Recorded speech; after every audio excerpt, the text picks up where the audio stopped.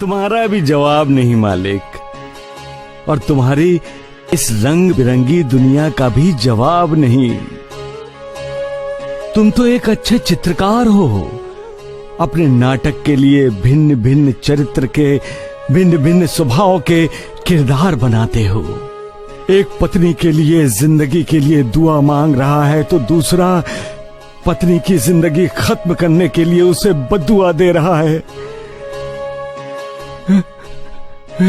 रहम करो मालिक, रहम करो। दूसरे इंसान को समझाओ कि पत्नी से ही पत्नी की ताकत है, शक्ति है। पत्नी ही पति की परछाई है, पत्नी ही पति का मित्र है, और पत्नी के बिना पति और उसका घर संसार, उसकी गृहस्थी अधूरी है।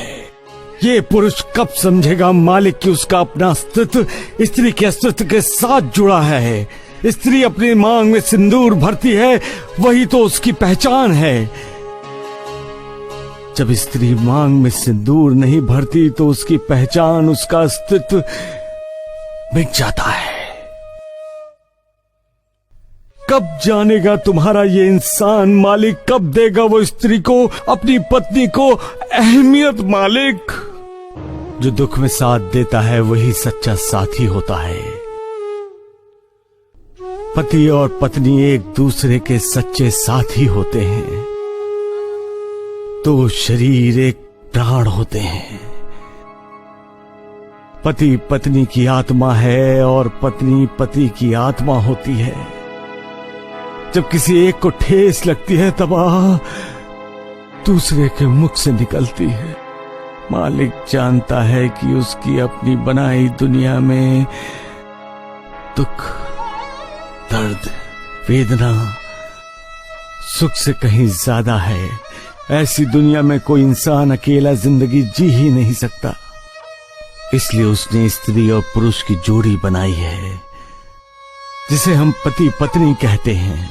पति और पत्नी को एक दूसरे के साथ रहते हुए जब दुख मिलता है तो दुख की वेदना, दुख का दर्द आहत नहीं करता। दुख की तीव्रता कम महसूस होती है। परंतु इस दुनिया में ऐसे भी पति पत्नी होते हैं जिनकी बुरी आदतों के कारण दुख की वेदना असह। पति पत्नी तो जन्म जन्म के साथी होते हैं। दोनों एक दूसरे को जन्म जन्म का साथ देने का वचन देते हैं। पति के इस वचन पर भरोसे पर ही तो पत्नी अपनी ससुराल में प्रवेश करती है, और जब जान जाती है कि शादी के समय ली गई शपथों को पति तोड़ रहा है, वचनों को नहीं निभा रहा है, पत्नी का साथ नहीं दे रहा है, तब पत्नी पर मानो पहाड़ टूट पड़ता है। उसे लगता है कि सारी दुनिया उसके खिलाफ हो गई है।